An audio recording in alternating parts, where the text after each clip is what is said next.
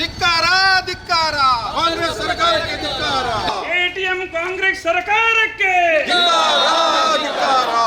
चोर है कांग्रेस वाला चोर है प्यार से बोलो जोर से बोलो कांग्रेस वाला चोर है कांग्रेस वाला चोर है ಕಾಂಗ್ರೆಸ್ ಸರ್ಕಾರ ಇವತ್ತು ಸರ್ಕಾರ ಇದೆಯೋ ಇಲ್ಲವೋ ಅಂತ ಹೇಳುವಂತ ಸಂಶಯವನ್ನ ಸೃಷ್ಟಿ ಮಾಡಿದೆ. ಇದು ಕೇವಲ ರಾಜಕೀಯವನ್ನ ಮಾಡಬಹುದು, ಭ್ರಷ್ಟಾಚಾರವನ್ನು ಮಾಡಬಹುದು ಬಿಟ್ರೆ ಜನರ ಸಮಸ್ಯೆಗಳಿಗೆ ಸ್ಪಂದಿಸುವಂತ ಸರ್ಕಾರ ಖಂಡಿತವಾಗಿ ಇದು ಅಲ್ಲ. ಮಾತೆತ್ತಿದ್ರೆ ಪತ್ರಿಕೆಯವ್ರ ಹತ್ರ ಹೇಳ್ತಾರೆ 4 ದಿವಸ ಕಾತು ಕೂತ್ಕೊಳ್ಳಿ, ಬಿಜೆಪಿಯಿಂದ 20 ಜನ ಬರ್ತಾರೆ, ಬಿಜೆಪಿಯಿಂದ 40 ಜನ ಬರ್ತಾರೆ. ಯಾವಾಗ ಕಾಂಗ್ರೆಸ್ ಬಂತು ಅಂತ ಹೇಳಿದ ಆಗ ಭ್ರಷ್ಟಾಚಾರ ನಿಶ್ಚಿತ ಅಂತ ಹೇಳಿ ಲೆಕ್ಕ ಉಲ್ಲೇಖ ಮಾಡಿದ್ರು 40% ಅಂತ ಹೇಳಿದ್ವಿ, 80% ಆಗಿದೆ. ಕತ್ತಲೆಯಲ್ಲಿ ಕಾವೇರಿಯ ನೀರನ್ನು ತಮಿಳುನಾಡಿಗೆ ಬಿಡುವಂತ ಕೆಲಸವನ್ನು ಮಾಡ್ತಾರೆ. ಈ ಸುಲಿಗೆಕೋರ ಸರ್ಕಾರವನ್ನು ಕಿತ್ತೊಸೆಯಲಿಕ್ಕೆ ಭಾರತೀಯ ಜನತಾ ಪಾರ್ಟಿ ನಿರಂತರ ಹೋರಾಟ ಮಾಡುವ ಮುಖಾಂತರ ಧಿಕ್ಕಾರ ಧಿಕ್ಕಾರ ಕಾಂಗ್ರೆಸ್ ಸರ್ಕಾರಕ್ಕೆ ಧಿಕ್ಕಾರ ಧಿಕ್ಕಾರ ಧಿಕ್ಕಾರ ಸಿದ್ದು ಸರ್ಕಾರಕ್ಕೆ ಧಿಕ್ಕಾರ ಧಿಕ್ಕಾರ ಧಿಕ್ಕಾರ ಕಾಂಗ್ರೆಸ್ ಸರ್ಕಾರಕ್ಕೆ ಧಿಕ್ಕಾರ ಕಾಂಗ್ರೆಸ್ भारत माता के एटीएम कांग्रेस सरकार के एटीएम कांग्रेस सरकार के राज्य ಸರ್ಕಾರದ ಸಂಪತ್ತನ್ನು ಲೂಟುತ್ತಿರುವ ಕಾಂಗ್ರೆಸ್ ಸರ್ಕಾರಕ್ಕೆ ರಾಜ್ಯ ಸರ್ಕಾರ भारत माता की जय बोलो भारत माता की जय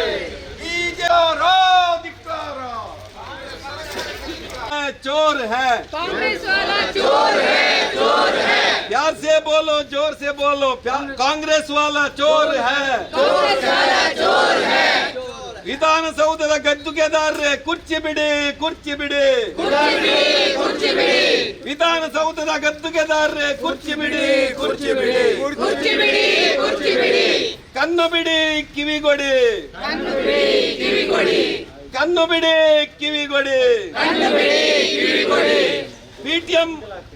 ಪೇಟಿಎಂ ಮುಖ್ಯಮಂತ್ರಿಗಳಿಗೆ ಎಟಿಎಂ ಸರ್ಕಾರಕ್ಕೆ ಎಲೆಕ್ಷನ್ ಮಾಸ್ಟರ್ ಡಿಸಿಎಂಗೆ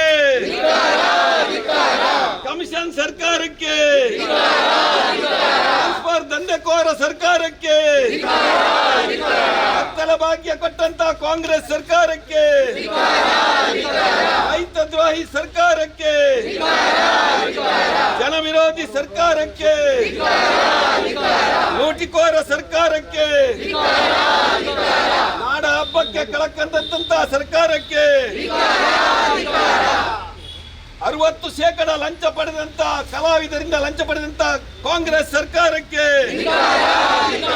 ಹಿಂದೂ ವಿರೋಧಿ ಸರ್ಕಾರಕ್ಕೆ ಸಮಾಜಘಾತುಕ ಶಕ್ತಿಗಳಿಗೆ ಪ್ರೋತ್ಸಾಹ ಕೊಡುವಂತ ಕಾಂಗ್ರೆಸ್ ಸರ್ಕಾರಕ್ಕೆ ಧಿಕ್ಕಾರ ಧಿಕ್ಕಾರ ಧಿಕ್ಕಾರ ಧಿಕ್ಕಾರ ಬೋಲೋ ಭಾರತ್ ಮಾತಾ ಕೆ ಇಂದ ಕರ್ನಾಟಕದಲ್ಲಿ ಆಡಳಿತ ಮಾಡ್ತಾ ಕಾಂಗ್ರೆಸ್ ಸರ್ಕಾರ ಇವತ್ತು ಸರ್ಕಾರ ಇದೆಯೋ ಇಲ್ಲವೋ ಅಂತ ಹೇಳುವಂತ ಸಂಶಯವನ್ನ ಸೃಷ್ಟಿ ಮಾಡಿದೆ. ಈ ಸರ್ಕಾರದ ಮಾನಸಿಕತೆಯನ್ನು ನೋಡಿದಾಗ, ಇದರ ಕಾರ್ಯಪದ್ಧತಿಯನ್ನು ನೋಡಿದಾಗ ಇದು ಜನಪರವಾದಂಥ ಆಡಳಿತವನ್ನು ಕೊಡಲಿಕ್ಕೆ ಲಾಯಕ್ ಸರ್ಕಾರ ಖಂಡಿತವಾಗಿಯೂ ಅಲ್ಲ. ಇದು ಕೇವಲ ರಾಜಕೀಯವನ್ನು ಮಾಡಬಹುದು, ಭ್ರಷ್ಟಾಚಾರವನ್ನು ಮಾಡಬಹುದು ಬಿಟ್ಟರೆ ಜನರ ಸಮಸ್ಯೆಗಳಿಗೆ ಸ್ಪಂದಿಸುವಂಥ ಸರ್ಕಾರ ಖಂಡಿತವಾಗಿ ಇದು ಅಲ್ಲ. ಕಳೆದ 4-6 ತಿಂಗಳಿಂದ ಈ ಸರ್ಕಾರ ಬಂದ ನಂತರ ಮುಖ್ಯಮಂತ್ರಿಗಳು, ಉಪಮುಖ್ಯಮಂತ್ರಿಗಳು ಅಥವಾ ಕಾಂಗ್ರೆಸ್ ಪಕ್ಷದ ಸಚಿವರು, ಪುತ್ತೂರಿನ ಶಾಸಕರು ಇವರು ಎಲ್ಲರೂ ಸೇರಿಕೊಂಡು ಮಾತಾಡಿರುವ ಸಂಗತಿಗಳು ಏನು ಅಂತ ಹೇಳಿದರೆ ಒಂದೇ ಮಾತನ್ನು ಮುಖ್ಯವಾಗಿ ಮಾತಾಡ್ತಾರೆ. ಸರಳವಾಗಿ ಹೇಳೋದಾದರೆ ರಾಜಕೀಯ ಒಂದೇ ಮಾತಾಡ್ತಾರೆ. ಅವರು ಮಾತೆತ್ತಿದ್ರೆ ಪತ್ರಿಕೆಯವ್ರ ಹತ್ರ ಹೇಳ್ತಾರೆ 4 ದಿವಸ ಕಾತು ಕೂತ್ಕೊಳ್ಳಿ, ಬಿಜೆಪಿಯಿಂದ 20 ಜನ ಬರ್ತಾರೆ, ಬಿಜೆಪಿಯಿಂದ 40 ಜನ ಬರ್ತಾರೆ, ಬಿಜೆಪಿಯ ಶಾಸಕರು 4 ಹೆಜ್ಜೆ ನಮ್ಮ ಕಡೆ ಇಟ್ಟಿದ್ದಾರೆ ಅಂತ ಮಾತಾಡ್ತಾರೆ ಬಿಟ್ರೆ ಆಡಳಿತದ ಬಗ್ಗೆ ಯಾವುದೇ ಕೆಲಸಗಳನ್ನ ಮಾಡ್ತಾ ಇಲ್ಲ. ಇವರು ರಾಜಕೀಯವನ್ನು ಮಾತ್ರ ಮಾಡ್ತಾ ಇದ್ದಾರೆ. ಒಂದು ರಾಜಕೀಯವಾಗಿ ಪಕ್ಷವನ್ನು ಬಲಿಷ್ಠ ಮಾಡುವಂಥ ಜವಾಬ್ದಾರಿ ಎಲ್ಲ ಪಕ್ಷಗಳಿಗೂ ಇದೆ. ವಿರೋಧ ಪಕ್ಷವಾದಂಥ ಭಾರತೀಯ ಜನತಾ ಪಕ್ಷಕ್ಕೆ ಕೂಡ ಇದು ನಮ್ಮ ಮಹತ್ತರವಾದಂಥ ಜವಾಬ್ದಾರಿ. ಆದರೆ ಒಂದು ಪಕ್ಷ ಆಡಳಿತ ಮಾಡ್ತಾ ಇರಬೇಕಾದ್ರೆ ಆಡಳಿತ ಬರುವಂಥ ಸಂದರ್ಭದಲ್ಲಿ ರಾಜಕೀಯ ಮಾಡಿರ್ಬೋದು, ಸಂತೋಷ, ಅದನ್ನು ಯಾರು ವಿರೋಧ ಮಾಡೋದಿಲ್ಲ. ಆದರೆ ಯಾವತ್ತು ಆಡಳಿತದ ಚುಕ್ಕಾಣಿಯನ್ನು ಹಿಡಿದು ಅಧಿಕಾರವನ್ನು ಪಡ್ಕೊಂಡಿದೆ ಅದರ ನಂತರವೂ ಕೂಡ ರಾಜಕೀಯ ಮಾತ್ರ ಮಾಡೋದು ಅಂತ ಆದ್ರೆ ಈ ಸರ್ಕಾರಕ್ಕೆ ರಾಜ್ಯವನ್ನು ಆಡಳಿತ ಮಾಡುವ ಅರ್ಹತೆ ಏನಿದೆ ಅಂತ ನಾವು ಸಾರ್ವಜನಿಕರಲ್ಲಿ ಪ್ರಶ್ನೆ ಮಾಡಬೇಕು. ಉದಾಹರಣೆಗಾಗಿ ಇವತ್ತು ಕಾಂಗ್ರೆಸ್ಸಿನ ಸರ್ಕಾರ ಮುಂದೆ ಬರುವಂತ 5 ರಾಜ್ಯಗಳ ಚುನಾವಣೆಯ ದೃಷ್ಟಿಯಲ್ಲಿ ಇಟ್ಟುಕೊಂಡು ಇವತ್ತು ಹಣ ಸಂಗ್ರಹ ಮಾಡುವ ನೆಪದಲ್ಲಿ ಕೋಟ್ಯಾಂತರ ರೂಪಾಯಿ ಹಣವನ್ನ ವಶೀಲಿ ಮಾಡುವಂತ ಸರ್ಕಾರ ಆಗಿ ಪರಿವರ್ತನೆ ಆಗಿದೆ. ನಾನು ಕೇಳ್ತಾ ಇದ್ದೇನೆ, ಒಂದು ರಾಜಕೀಯ ಪಕ್ಷಕ್ಕೆ ಇನ್ನೊಂದು ರಾಜ್ಯದಲ್ಲಿ ಚುನಾವಣೆ ಆದಾಗ ಜವಾಬ್ದಾರಿ ಇಲ್ಲ ಅಂತ ಏನಿಲ್ಲ. ಭಾರತೀಯ ಜನತಾ ಪಕ್ಷದ ಕಾರ್ಯಕರ್ತರು, ಭಾರತೀಯ ಜನತಾ ಪಕ್ಷದ ಶಾಸಕರುಗಳು ಕೂಡ ಬೇರೆ ರಾಜ್ಯದಲ್ಲಿ ಚುನಾವಣೆ ಆದಂತಹ ಸಂದರ್ಭದಲ್ಲಿ ಅಲ್ಲಿ ಹೋಗಿ ಪ್ರಚಾರ ಮಾಡಿ ಪಕ್ಷದ ಪರ ಕೆಲಸ ಮಾಡುವಂತ ಸಂಗತಿಗಳು ನಡೀತಾ ಇದೆ. ಅದು ಪಕ್ಷಕ್ಕೆ ಹೆಮ್ಮೆ ತರುವಂತ ಸಂಗತಿ. ಆದರೆ ಕೇವಲ ಯಾವುದೋ ಮಧ್ಯಪ್ರದೇಶದಲ್ಲಿ ಚುನಾವಣೆ ಆಗ್ತಾ ಇದೆ, ರಾಜಸ್ಥಾನದಲ್ಲಿ ನಾವು ಮತ್ತೆ ಅಧಿಕಾರವನ್ನು ಹಿಡಿಬೇಕು ಅಂತ ಹೇಳುವ ಪ್ರಯತ್ನದಲ್ಲಿ ಕರ್ನಾಟಕದ ಜನ ಈ ಸಮಸ್ಯೆಗಳ ಸುಳಿಯ ಮಧ್ಯದಲ್ಲಿ ಈ ಬರಪೀಡಿತ ಜಿಲ್ಲೆಗಳನ್ನು ಇಟ್ಟುಕೊಂಡು ಸಂಗ್ರಹ ಮಾಡಿದ ತೆರಿಗೆಯಿಂದ ಭ್ರಷ್ಟಾಚಾರದ ಮೂಲಕ ಎಷ್ಟು ಕೋಟಿ ಅಂತ ನನಗೆ ಗೊತ್ತಿಲ್ಲ, ನಾನು ಅಷ್ಟಾಗಿ ರಾಜಕೀಯವನ್ನು ಓದುವುದನ್ನು ಕಡಿಮೆ ಮಾಡಿದ್ದೇನೆ. ನನಗೆ ಗೊತ್ತಿದ್ದಾಗೆ ಕಂಡು ಬಂದಿರುವಂತೆ ಕನಿಷ್ಠ 100ಕ್ಕೂ ಮೀರಿ ಕೋಟಿ ಹಣಗಳನ್ನು ಒಂದೇ ಮನೆಯಲ್ಲಿ ಪಡ್ಕೊಳ್ಳಲಾಗಿದೆ. ಪತ್ರಿಕೆಗಳು, ದೃಶ್ಯ ಮಾಧ್ಯಮದವರು ಹೇಳುವಂಥ ಮಾತುಗಳನ್ನು ನಂಬಿದ್ರೆ ಕನಿಷ್ಠ ಸಾವಿರಾರು ಕೋಟಿ ರೂಪಾಯಿ ತೆರಿಗೆ ಹಣವನ್ನು ಕಮಿಷನ್ ರೂಪದಲ್ಲಿ ಸಂಗ್ರಹವನ್ನು ಮಾಡಿ ತನ್ನ ಪಕ್ಷವನ್ನು ಯಾವುದೋ ತೆಲಂಗಾಣದಲ್ಲಿ, ಯಾವುದೋ ಮಧ್ಯಪ್ರದೇಶದಲ್ಲಿ ಗೆಲ್ಲಿಸುವಂಥ ಪ್ರಯತ್ನವನ್ನು ಈ ಸರ್ಕಾರ ಮಾಡ್ತದೆ ಅಂತ ಆದರೆ ಈ ಸರ್ಕಾರಕ್ಕೆ ಜನಪರವಾದಂಥ ಕಾಳಜಿ ಇಲ್ಲ. ಕಳೆದ 4 ತಿಂಗಳಲ್ಲಿ ನಡೆದಿರುವಂಥ ಸಂಗತಿಗಳನ್ನು ಯೋಚನೆ ಮಾಡಿ. ಈ ಸರ್ಕಾರ ಬಂದ ನಂತರ ನಮ್ಮ ರಾಜ್ಯದಲ್ಲಿ ಮೊದಲು ಬಂದಂತಹ ಭೀಕರವಾಗಿ ಎಷ್ಟಿತ್ತು ಅಷ್ಟೇ ಭೀಕರವಾದಂಥ ಬರ ಸುಮಾರು 18 ಜಿಲ್ಲೆಗಳಲ್ಲಿ ಬಂದಿದೆ. 18 ಜಿಲ್ಲೆಗಳು ಬರಪೀಡಿತ ಆಗಿದೆ. ನಮ್ಮ ಸರ್ಕಾರ ಏನು ಮಾಡಿದೆ? ಮುಖ್ಯಮಂತ್ರಿಯವರು ಆಗಾಗ ಇಂಗ್ಲಿಷ್ ಮಾತಾಡ್ತಾರೆ. ಯಾಕೆ ಅಂತ ನನಗೆ ಗೊತ್ತಿಲ್ಲ, ಕನ್ನಡದಲ್ಲಿ ಇದ್ದುಕೊಂಡು ಆಗಾಗ ಇಂಗ್ಲಿಷ್ ಮಾಡ್ತಾರೆ. ಆಸ್ಕ್ ಸೆಂಟರ್ ಅಂತ ಹೇಳ್ತಾರೆ ಮಾತಾಡಿದ ಕೂಡಲೇ. ಅಂದರೆ ಇವರ ಯೋಚನೆ ಏನು ಅಂತ ಅಂದರೆ, ಬರ ಬಂದಂಥ ಸಂದರ್ಭದಲ್ಲಿ ರಾಜ್ಯ ಸರ್ಕಾರಕ್ಕೆ ಏನು ಜವಾಬ್ದಾರಿ ಇಲ್ಲ, ಕೇಂದ್ರದವರು ಕೊಡಲಿ, ಕೇಂದ್ರದವರು ಮಾಡಲಿ ಅಂತ ಹೇಳೋ ಮಾತನ್ನು ಹೇಳ್ತಾರೆ. ಹಾಗಿದ್ರೆ ಈ ರಾಜ್ಯದ ಸರ್ಕಾರಕ್ಕೆ ರಾಜ್ಯದ ಜನರ ಸಮಸ್ಯೆಗೆ ಸ್ಪಂದಿಸುವಂಥ ಯಾವ ಮಾನಸಿಕತೆ ಇದೆ ಅಂತ ಹೇಳೋದನ್ನು ನಾವು ಪ್ರಶ್ನೆ ಮಾಡಬೇಕು. ಅದೇ ರೀತಿ ಇವತ್ತು ಕರ್ನಾಟಕದಲ್ಲಿ ವಿದ್ಯುತ್ತಿನ ಕೊರತೆ ವಿಪರೀತವಾಗಿ ಕೊರತೆ ಇದೆ. ಎಷ್ಟರ ಕೊರತೆ ಇದೆ ಅಂತ ಹೇಳಿದರೆ, ಇದೇ ಸಂದರ್ಭದಲ್ಲಿ ನವೆಂಬರ್ ತಿಂಗಳಲ್ಲಿ ವಿದ್ಯುತ್ ಕೊರತೆ ಬರುವಂಥ ಸಂದರ್ಭ ಮೊದಲು ಬಂದಿಲ್ಲ. ಇವತ್ತು ಅಕ್ಟೋಬರ್ ನವೆಂಬರ್ ತಿಂಗಳಲ್ಲಿ ರಾಜ್ಯದಲ್ಲಿ ವಿದ್ಯುತ್ತಿನ ಕೊರತೆ ಇರಬೇಕಾದ್ರೆ ಈ ಸರ್ಕಾರದ ಇಂಧನ ಸಚಿವರು, ನನಗೆ ಯಾರು ಅಂತ ಗೊತ್ತಿಲ್ಲ, KJ ಜಾರ್ಜ್ ಅವರು ಅಪ್ರತಿಮ, ನಾನು ಶಬ್ದ ಹೇಳಬಾರ್ದು. ಅವರು ಮೊದಲ ಅವರ ಚರಿತ್ರೆಯನ್ನು ನೋಡಿದರೆ ಅವರು ಕರೆಂಟ್ ಕೊಟ್ಟಾರಂತ ಯಾರು ಕೂಡ ನಿರೀಕ್ಷೆ ಮಾಡಬೇಕಾದ ಅಗತ್ಯ ಇಲ್ಲ. ಅವರು ರಾಜ್ಯಕ್ಕೆ ಕರೆಂಟ್ ಕೊಟ್ಟಾರ, ಆ ರೀತಿಯ ವ್ಯಕ್ತಿ ಅಂತ ಮೊದಲು ಚರಿತ್ರೆಯಲ್ಲಿ ತೋರಿಸಿಕೊಟ್ಟಂಥ ವ್ಯಕ್ತಿಯವರು. ಅವರು ಮಡಿಕೇರಿಯಲ್ಲಿ ಇದ್ದಾಗ ಏನು ಮಾಡಿದ್ದಾರೆ ಅಂತ ಹೇಳೋದನ್ನು BJPಯ ಮಡಿಕೇರಿಯಕ್ಕೆ ನೀವೇನಾದರೂ ಹೋದರೆ ಗೊತ್ತಾಗುತ್ತೆ. ನಾನು ಕೇಳ್ತಾ ಇರೋದು, ಈ ಮೊದಲು ವಿದ್ಯುತ್ ಕೊರತೆ ಬಂದಿರಲಿಲ್ವಾ? ಈ ರಾಜ್ಯದಲ್ಲಿ ವಿದ್ಯುತ್ ಕೊರತೆ ತುಂಬ ಬಾರಿ ಬಂದಿದೆ. ಬಂದಾಗ ಈ ರಾಜ್ಯದ ಸಚಿವರುಗಳು ಇಡೀ ದೇಶದಲ್ಲಿ ವಿದ್ಯುತ್ತಿನ ಏನು ಸರ್ಪ್ಲಸ್ ಇರುವಂಥ ರಾಜ್ಯಗಳು ಸಾವಿರಾರು, 116 ರಾಜ್ಯಗಳಿದೆ. ಕೇಂದ್ರದ ಸೆಂಟ್ರಲ್ ಗ್ರಿಡ್ಡಲ್ಲಿ ಇವತ್ತು ಎಲೆಕ್ಟ್ರಿಸಿಟಿ ಸರ್ಪ್ಲಸ್ ಸಿಚುವೇಶನ್ ಇದೆ. ಅಂದರೆ ಹೆಚ್ಚು ಕೇಳಿದರೆ ನಾವು ಕೊಡ್ಬೋದು ಅಂತ ಹೇಳುವಂಥ ಸ್ಥಿತಿ ಇದೆ. ಹಣ ಕೊಡಬೇಕಾದಂಥ ಜವಾಬ್ದಾರಿ ನಮ್ಮ ರಾಜ್ಯ ಸರ್ಕಾರದ್ದು. ಇವರಿಗೆ ಹಣ ಕೊಡಲಿಕ್ಕೆ ಆಗ್ತಾ ಇಲ್ಲ. ಯಾಕೆ ಆಗ್ತಾ ಇಲ್ಲ ಅಂತ ಕೇಳಿದರೆ, ಇವತ್ತು ದೊಡ್ಡದಾದಂತಹ ನಾಟಕದ ಮೂಲಕ ಅದೇನು ಪಂಚಸೂತ್ರಗಳು ಚುನಾವಣೆಯಲ್ಲಿ ಗೆಲ್ಲಬೇಕಾದ್ರೆ ಗ್ಯಾರಂಟಿಗಳು ಅಂತ ಹೇಳಿಕೊಂಡು 5 ಗ್ಯಾರಂಟಿಗಳನ್ನು ಹಿಡ್ಕೊಂಡು ಮತ್ತೆ ಪುತ್ತೂರಿನಂಥ ಜಾಗದಲ್ಲಿ ಸ್ವಲ್ಪ ರಾಜಕೀಯದ ಮೇಲಾಟಗಳನ್ನು ಮಾಡಿಕೊಂಡು ಯಾವುದೋ ರೀತಿಯಲ್ಲಿ ಅಧಿಕಾರವನ್ನು ಪಡ್ಕೊಂಡಿದ್ದಾರೆ. ನಾನು ಕೇಳುವಂಥದ್ದು, ಒಂದು ಕಡೆಯಲ್ಲಿ ಗ್ಯಾರಂಟಿಗಳಿಗೆ ನಮ್ಮ ಕೈಯಿಂದ ಹಣ ಖರ್ಚಾಗ್ತಾ ಇಲ್ಲ, ನಮಗೆ ಅದಕ್ಕೆ ಬೇಕಾದಂಥ ಹಣ ಇದೆ ಅಂತ ಹೇಳ್ತಾರೆ. ಇನ್ನೊಂದು ಕಡೆ ಹೇಳ್ತಾ ಇದ್ದಾರೆ, ಗ್ಯಾರಂಟಿಗಳಿಗೆ ಹಣವನ್ನು 50-60 ಸಾವಿರ ಕೋಟಿಗಳನ್ನು ನಾವು ಖರ್ಚು ಮಾಡಬೇಕಾಗ್ತದೆ. ಹಾಗಾಗಿ ಈಗ ನಾನು ನಮ್ಮ ಮಂಡಲದ ಅಧ್ಯಕ್ಷರ ಹತ್ರ ಕೇಳಿದೆ, MLA ನಿಧಿ ಇಲ್ಲ. ಇವತ್ತು MLAಗಳು ಬಂದು ಟೇಪ್ ಕತ್ತರಿಸ್ತಾರೆ, ಭಾಷಣ ಮಾಡ್ತಾರೆ, ಯಾರಿಗಾದರೂ ತೊಂದರೆ ಆದವರು ಮನೆಗೆ ಹೋಗಿ ಮೀಡಿಯಾದಲ್ಲಿ ಫೋಟೋಗಳನ್ನು ಕೊಡ್ತಾರೆ. ನೀವು ಯಾರಾದರೂ MLA ಪುತ್ತೂರಿನ ಶಾಸಕರ ಹತ್ರ ಕೇಳಿದ್ದೀರಾ? ಶಾಸಕರ ನಿಧಿಯಿಂದ 1 ಫರ್ಲಾಂಗ್ ಆದರೂ ಎಲ್ಲಿಯಾದರೂ ಡಾಮರ್ ಆಯ್ತಾ? ಎಲ್ಲಿಯಾದರೂ ಒಂದು ರಸ್ತೆ ರಿಪೇರಿ ಆಯ್ತಾ? ಎಲ್ಲಿಯಾದರೂ ತಡೆಗೋಡೆ ನಿರ್ಮಾಣ ಆಗಿತ್ತಾ? ಯಾವುದಾದ್ರೂ ಕಾಮಗಾರಿ ಕಳೆದ 4-6 ತಿಂಗಳಲ್ಲಿ ಶಾಸಕರ ನೇತೃತ್ವದಲ್ಲಿ ಆಗಲಿ ಸರ್ಕಾರದ ನೇತೃತ್ವದಲ್ಲಿ ಆಗಲಿಲ್ಲ. ಕಾರಣ ಏನಪ್ಪ ಅಂತ ಕೇಳಿದರೆ, ಫೆಬ್ರವರಿ ತಿಂಗಳಲ್ಲಿ ನಮ್ಮ ಸರ್ಕಾರ ಇತ್ತು. ನಮ್ಮ ಸರ್ಕಾರ ಇರುವಾಗ ಬಸವರಾಜ ಬೊಮ್ಮಾಯಿ ಅವರು ಮುಖ್ಯಮಂತ್ರಿಗಳು ಆಗಿದ್ದರು, ಅರ್ಥ ಸಚಿವರು ಆಗಿದ್ದರು. ಅವರು ಬಜೆಟನ್ನು ಮಂಡನೆ ಮಾಡಿದರು. ಬಜೆಟಲ್ಲಿ ನನಗೆ ನೆನಪಿದ್ದ ಹಾಗೆ 3,07,000 ಕೋಟಿ ರೂಪಾಯಿಯ ಬಜೆಟನ್ನು ಅವರು ಇಟ್ಟಿದ್ದರು. ದೊಡ್ಡದಾದ ಬಜೆಟೇ ಆಗಿತ್ತು, ಅದೇನು ಸಣ್ಣ ಬಜೆಟ್ ಆಗಿರಲಿಲ್ಲ, ದೊಡ್ಡದಾದ ಬಜೆಟ್ 3 ಲಕ್ಷಕ್ಕಿಂತ ಮೇಲಿನ ಬಜೆಟನ್ನು ಮಂಡಿಸಿದರು.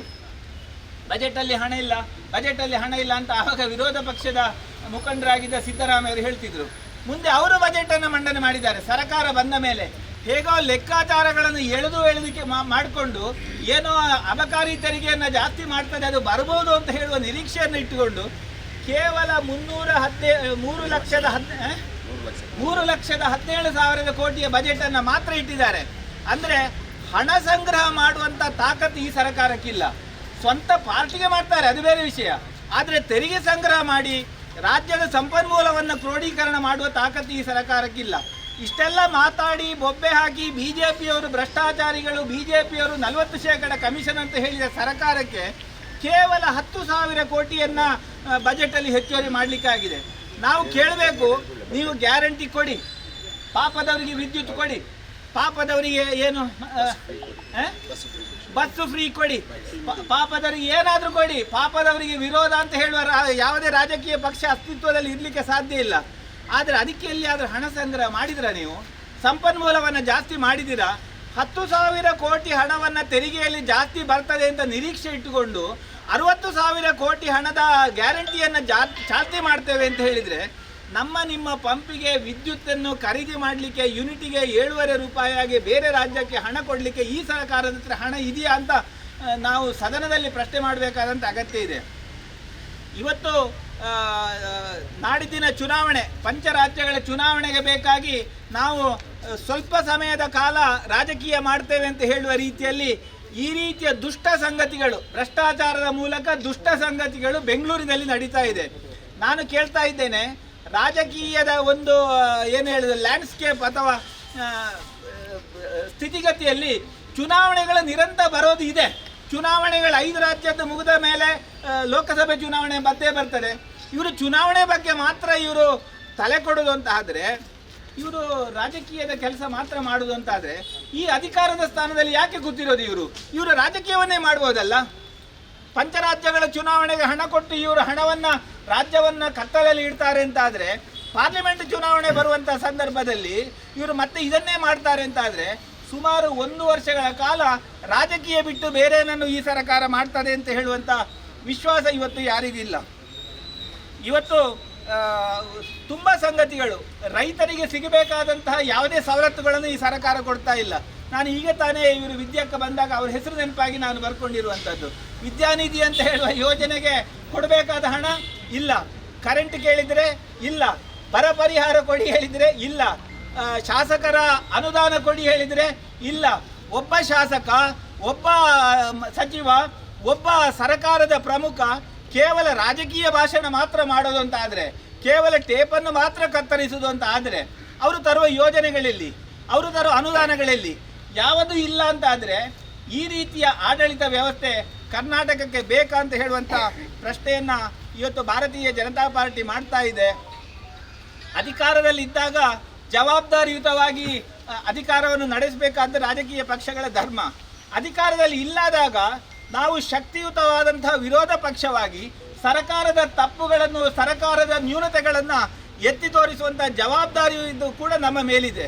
ಆ ಕೆಲಸವನ್ನು ಇವತ್ತು ಪುತ್ತೂರಿನ ಈ ಪ್ರತಿಭಟನಾ ಸಭೆಯಲ್ಲಿ ನಮ್ಮ ಪಕ್ಷದ ಕಡೆಯಿಂದ ಮಾಡ್ತಾ ಇದ್ದೇವೆ. ಈ ಪ್ರತಿಭಟನೆಯ ಸ್ವರ ಬಂದಿರುವಂತಹ ಗ್ರಾಮದ ಎಲ್ಲ ಮುಖಂಡರ ಮೂಲಕ ಎಲ್ಲ ಗ್ರಾಮಗಳಿಗೆ ಮುಟ್ಲಿ, ಇಡೀ ಪುತ್ತೂರಿನ ಜನತೆಗೆ ಕಾಂಗ್ರೆಸ್ ಸರ್ಕಾರದ ಹುಳುಕುಗಳು, ಅನ್ಯಾಯಗಳು, ದುಷ್ಟಬುದ್ಧಿಗಳು ಮನೆ ಮನೆಗೆ ಮುಟ್ಟಿಸುವಂತಹ ಸಂಗತಿ ಈ ಸಭೆಯ ಮೂಲಕ ಆಗಲಿ. ರಾಜ್ಯದಲ್ಲಿ ಮಳೆ ಇಲ್ಲದೆ ಬರ ಪರಿಸ್ಥಿತಿ ಇದೆ. ಕರ್ನಾಟಕ ಸರ್ಕಾರಕ್ಕೆ ದುಡ್ಡಿನ ಬರ ಇದೆ.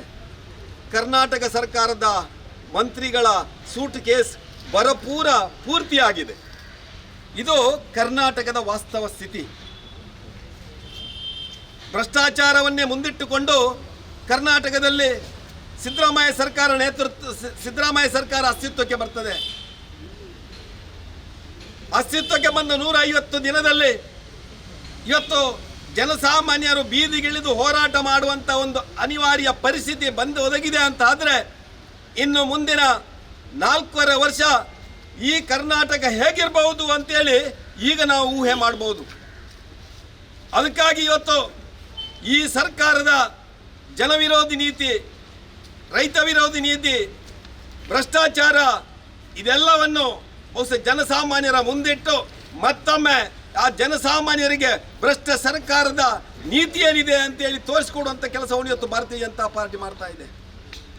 ಯಾವಾಗ ಸಿದ್ದರಾಮಯ್ಯ ಸರ್ಕಾರ ಬಂತೋ ಆವಾಗ ಬರ ನಿಶ್ಚಿತ ಅಂತ ಲೆಕ್ಕ, ಯಾವಾಗ ಕಾಂಗ್ರೆಸ್ ಬಂತು ಅಂತ ಹೇಳಿದ ಆಗ ಭ್ರಷ್ಟಾಚಾರ ನಿಶ್ಚಿತ ಅಂತ ಹೇಳಿ ಲೆಕ್ಕ.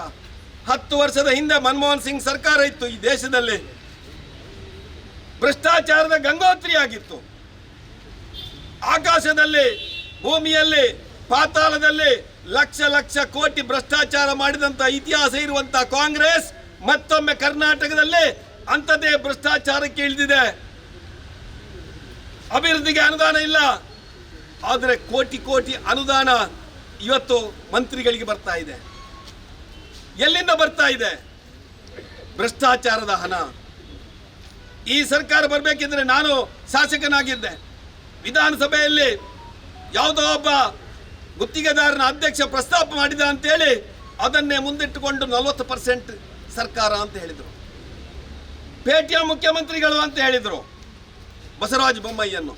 ಇವತ್ತು ಏನು ಸ್ವಾಮಿ, ಒಬ್ಬ ಕಲಾವಿದನಿಂದ ರಾಜೀವ್ ಎನ್ನುವಂತ ಒಬ್ಬ ಕಲಾವಿದ ಇವತ್ತು ಮೈಸೂರು ದಸರಾದಲ್ಲಿ ತಾನು ತನ್ನ ಕಲೆಯನ್ನು ಪ್ರದರ್ಶನ ಮಾಡಬೇಕು ಅಂತ ಹೇಳಬೇಕಿದ್ರೆ 60% ಕಮಿಷನ್.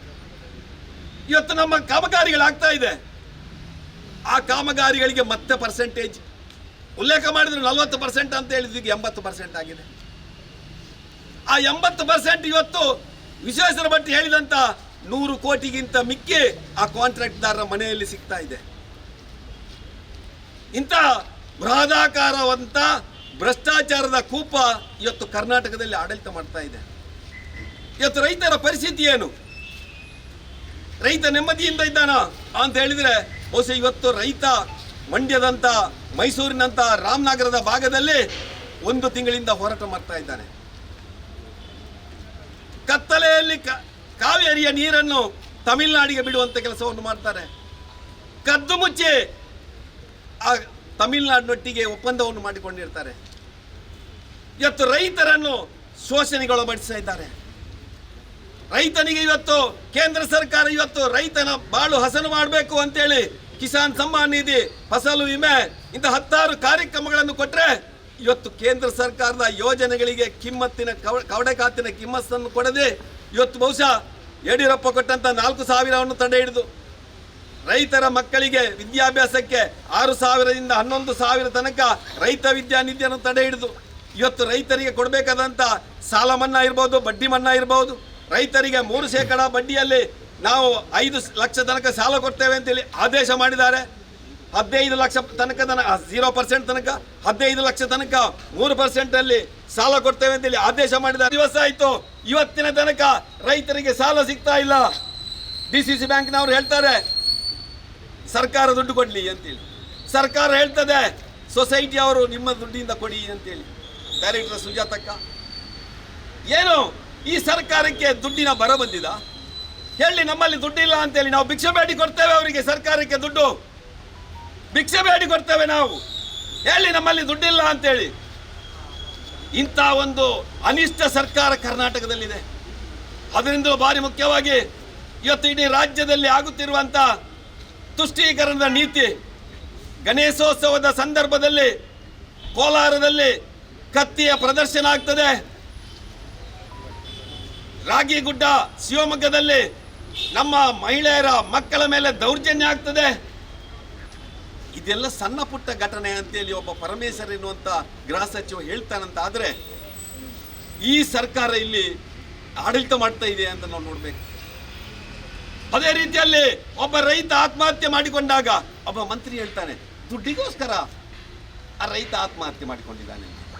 ಏನು ಸ್ವಾಮಿ, ಒಂದು ಜವಾಬ್ದಾರಿಯುತ ಕ್ಯಾಬಿನೆಟ್ ಇದೆಯಾ?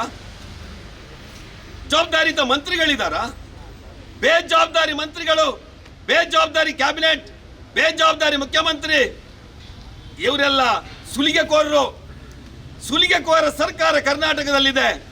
ಈ ಸುಲಿಗೆಕೋರ ಸರ್ಕಾರವನ್ನು ಕಿತ್ತೊಗೆಯಲಿಕ್ಕೆ ಭಾರತೀಯ ಜನತಾ ಪಾರ್ಟಿ ನಿರಂತರ ಹೋರಾಟ ಮಾಡುವ ಮುಖಾಂತರ, ಜನಾಂದೋಲನ ಮಾಡುವ ಮುಖಾಂತರ ಮತ್ತೊಮ್ಮೆ ಜನರನ್ನು ಎಬ್ಬಿಸುವಂತ ಕೆಲಸ ಮಾಡಬೇಕಾಗಿದೆ. ಅಭಿವೃದ್ಧಿಯ ಬಗ್ಗೆ ಉಲ್ಲೇಖ ಮಾಡಿದರು. ಕೋಟಿ ಅನುದಾನ ಬಹುಶಃ ಪುತ್ತೂರಿಗೆ ಹರಿದು ಬಂದಿದೆ ಅಂತೇಳಿ ಬಹುಶಃ ಶಾಸಕರ ಮುಖಾಂತರ ನಾವು ಪತ್ರಿಕೆಯಲ್ಲಿ ನೋಡ್ತೇವೆ. ಈ ರೀತಿಯ ಆ ಜನರನ್ನು ಮರಳು ಮಾಡುವಂತ ಕೆಲಸ ಇವತ್ತು ಕರ್ನಾಟಕ ಸರ್ಕಾರದ ಜನಪ್ರತಿನಿಧಿಗಳು, ಕರ್ನಾಟಕ ಸರ್ಕಾರದ ಮಂತ್ರಿಗಳು ಮಾಡುವ ಮುಖಾಂತರ ಇವತ್ತು ಮುಂದಿನ ಚುನಾವಣೆಗೆ, ಲೋಕಸಭೆಗೆ ಜನರನ್ನು ಮಂಕುಬೂದಿ ಎರಸಿ ತಯಾರು ಮಾಡುವಂತ ಕೆಲಸವನ್ನು ಮಾಡ್ತಾರೆ. ಅದರ ಜೊತೆಯಲ್ಲಿ ಸೋನಿಯಾ ಗಾಂಧಿ, ರಾಹುಲ್ ಗಾಂಧಿ, ಪ್ರಿಯಾಂಕಾ ಗಾಂಧಿಗೆ ಏನು ನಾವು ಕಪ್ಪ ಕಾಣಿಕೆ ಕೊಡಬೇಕೋ ಅದನ್ನು ಬಹುಶಃ ನಮ್ಮಿಂದ ಕಮಿಷನ್ ರೂಪದಲ್ಲಿ ವಸೂಲು ಮಾಡಿ ಬಹುಶಃ ಕಪ್ಪ ಕಾಣಿಕೆಯನ್ನು ಕೊಡುವಂತ ಕೆಲಸ ಕರ್ನಾಟಕ ಸರ್ಕಾರ ಮಾಡ್ತಾ ಇದೆ. ಅದಕ್ಕಾಗಿ ನಾವೆಲ್ಲ ಅದಕ್ಕೆ ಧಿಕ್ಕಾರವನ್ನು ಕೂಗಬೇಕು. ಇಂತಹ ಭ್ರಷ್ಟಾಚಾರ ಸರ್ಕಾರವನ್ನು ತೊಲಗಿಸಬೇಕು.